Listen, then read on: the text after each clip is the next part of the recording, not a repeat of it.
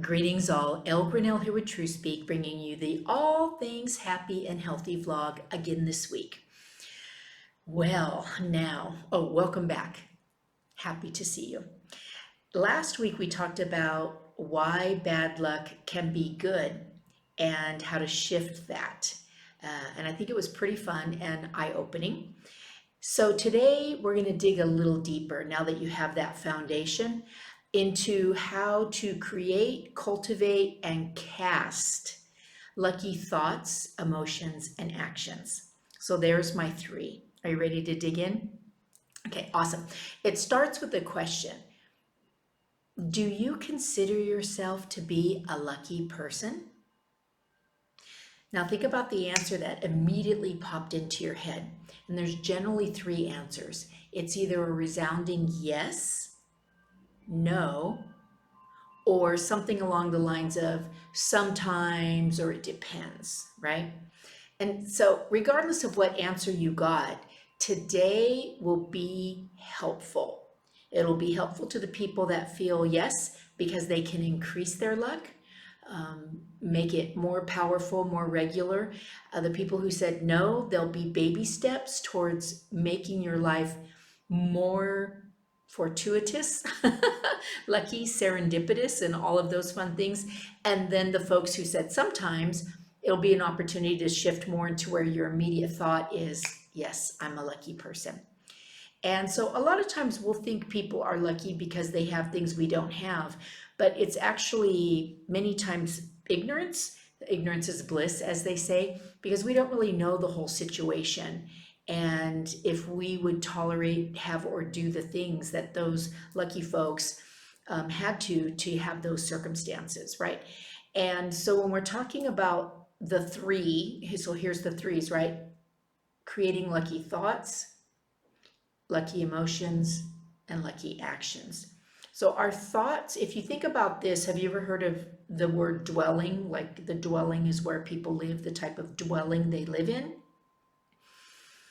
Where you dwell is in your thoughts, way beyond where you dwell in your house. Your thoughts are the home for your temple, right? Your body. So where do you dwell? Where do your thoughts go?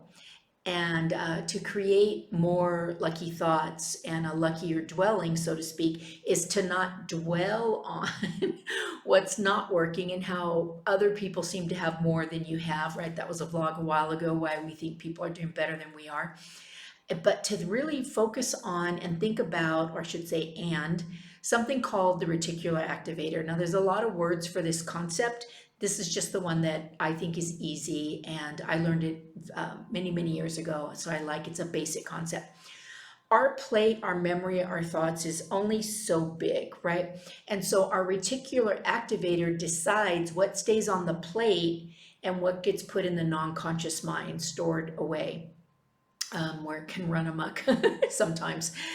So back to the point. The best example that I can give is when you get a new car and then you see that kind of car all over the place. It wasn't like you're a car guru or a trendsetter and everybody ran out and bought that type of car. Because it probably wasn't used. I mean, it was probably used, right? Not even front end top model.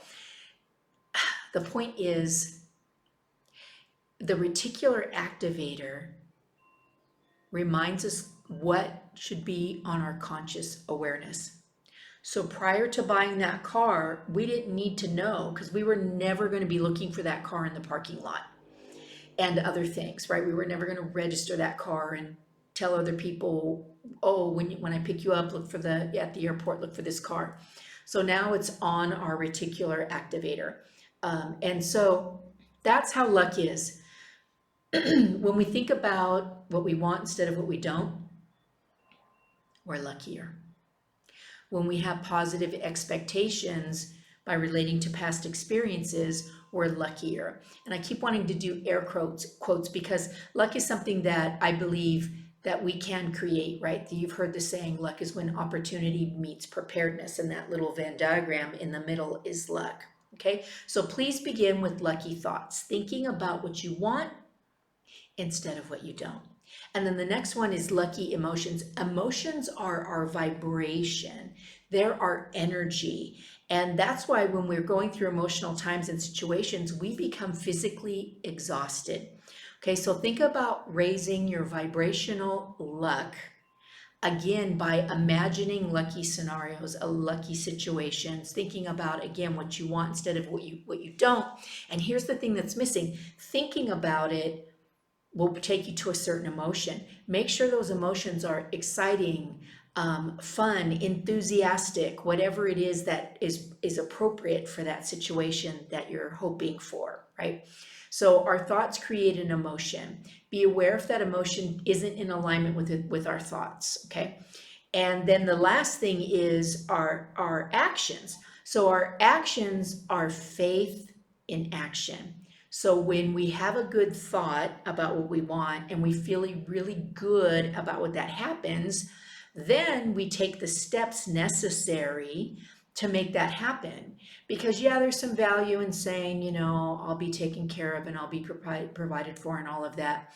Yes, I'm not discounting that, yet I'm saying there's the wing of faith and the wing of action. And in order to go forward, we need both. So to me, action is faith in action. So believing that it's possible, and these are the steps to get me there.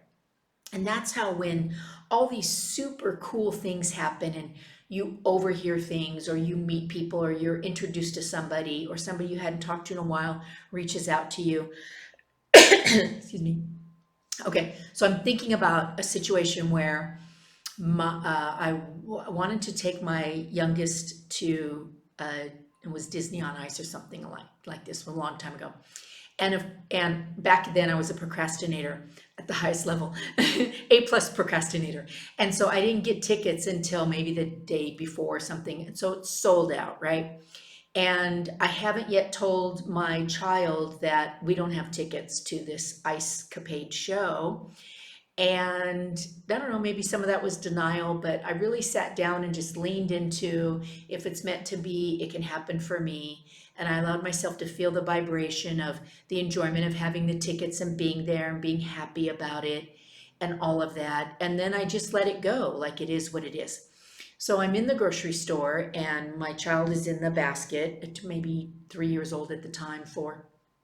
And the lady in front turns around and says, "Are you interested in going to the ice show, the Ice Capades?" And I said, "Well, yeah, of course we are." I can't remember what it was, Disney, Sesame Street, whatever. "Of course we are." And she says, "Well, I have 2 tickets because my granddaughter got sick. Would you like them?" And I said, "I would be happy to buy them from you." And she said, "No, my child. I said, would you like to have them? I would love to give them to you." My heart was overflowing to the point where I had tears in my eyes out of gratitude and faith and just showing up and getting out there and being open to the possibilities that luck is around the corner, serendipity, fortuitous opportunities, all of these things. And so the lady literally had them in her purse, handed them to us. The next day we went to the show. It was amazing. So some folks would say, wow, you are so lucky. And I would agree with that. And at the same time, I also know that it was beyond luck. It was a knowing, the thought. It was a feeling, a faith that it was possible. And then the action in that case was just letting go, knowing that it can be. And so I hope you enjoyed that story and that you can take these basic concepts. Next week, I'm going to give you some probably more like tangible checklist kinds of things for those of you who like checklists. But for now, remember to have more, to create more and cultivate more and cast more luck through your thoughts, emotions, and actions. Remember to have the thoughts that you want instead of what you don't. Have the vibrations that are in alignment with what you want instead of what you don't. And then create the actions necessary to get you into those opportunities. And sometimes that action is just to let go. I'd love your thoughts and opinions on all of this. I'd love a chat and the opportunity to meet you. So as always, I close with spend time with me on my schedule. It's there. Please subscribe, share, and until we see each other again next week, stay happy and healthy, my friends. Aloha always.